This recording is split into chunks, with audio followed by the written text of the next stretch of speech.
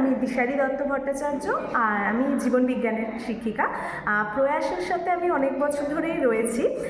So বাকি বছরগুলোর মতন এবছরও প্রয়াসের মক 1 মক 2 আমি ছিলাম অ্যাজ অ্যান এক্সামিনার। তো সেখানে স্টুডেন্টদের মানে পরীক্ষা দেওয়া এবং পরীক্ষা দেওয়ার পরে সেইখানে যে আমরা যে খাতা দেখি, খাতা দেখার পরে তাদের যে ডাউটগুলো থাকে, এখানে যে ডাউট ক্লিয়ারিং ক্লাসের যে অ্যারেঞ্জমেন্ট করা হয়, সেই ডাউট ক্লিয়ারিং সেশনেতে তাদের আশা এবং তাদের যে আগ্রহ সেইগুলোকে ফুলফিল করতে পারা, এটা আমাদের কাছে একটা ভীষণ পজিটিভ সাইড।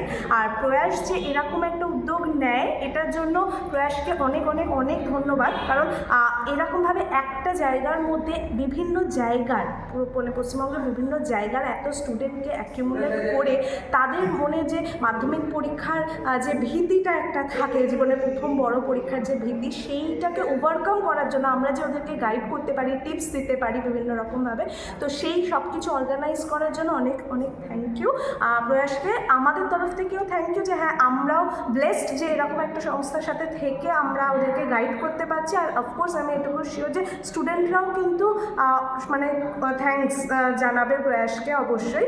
তো এরকমভাবেই আরও নতুন নতুনভাবে আরও অ্যাডভান্সড ওয়েতে প্রয়াস এগিয়ে চলুক, এই শুভকামনা।